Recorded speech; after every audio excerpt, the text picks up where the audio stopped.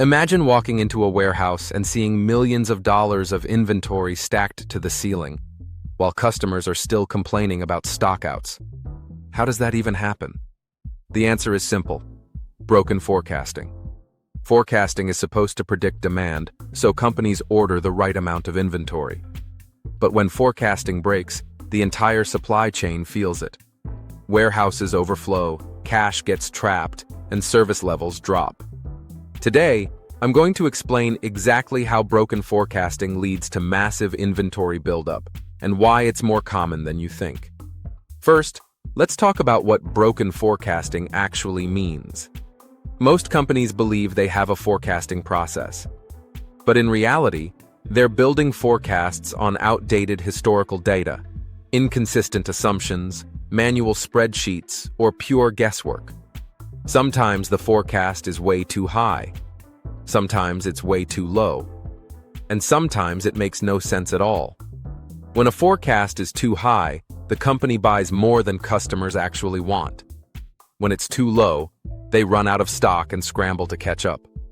Either way, the business loses. Now let's look at why bad forecasts create inventory buildup so quickly.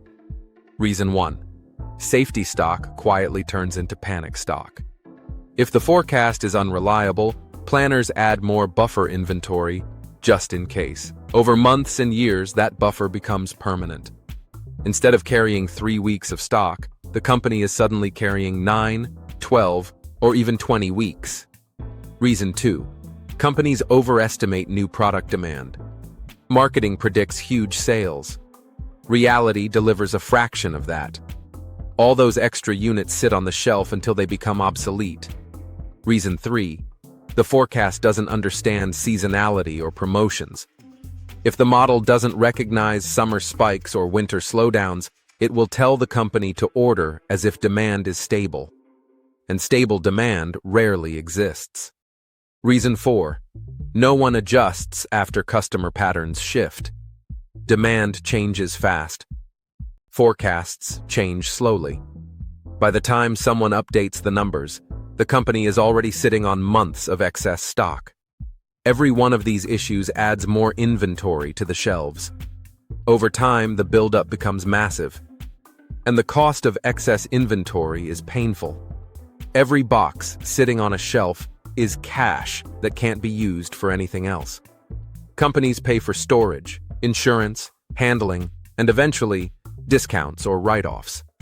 Even a 1% forecasting error in a multi-billion-dollar company can trap tens of millions of dollars in unusable stock.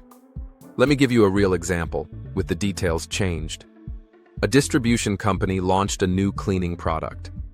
Their forecast predicted 20,000 units per month. Actual demand was only 4,000. That's a 500% forecasting error. Procurement trusted the forecast and ordered accordingly. The warehouse filled up fast. Within months, the company was stuck with nearly $2 million in inventory they didn't need.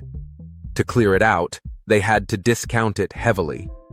And while all this was happening, they were simultaneously running out of fast-moving items because money and storage space were tied up in the wrong products. That's the silent impact of a broken forecast.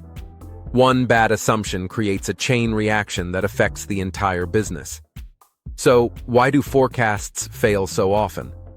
The first cause is siloed data. Sales, marketing, supply chain, and e-commerce all use different numbers and rarely align on one version of the truth. The second cause is human bias. Some teams inflate the forecast to look ambitious. Others sandbag to avoid pressure. Either way, the numbers stop reflecting reality. The third cause is the lack of a real statistical model. Many companies still rely on Excel spreadsheets instead of models that detect trends, seasonality, and patterns. And the fourth cause is slow response. Demand shifts quickly. But if the forecast stays the same for months at a time, the company constantly orders for a reality that no longer exists. So how do great companies fix this? They use models based on real data instead of gut feeling. They measure forecast accuracy every week, so errors are corrected fast. They segment products by behavior because not all SKUs follow the same demand pattern. They force collaboration across sales, marketing, operations, and finance using one source of truth. And they review obsolete inventory monthly before small problems become massive ones. Broken forecasting doesn't look dramatic. It's not loud. There's no warning bell.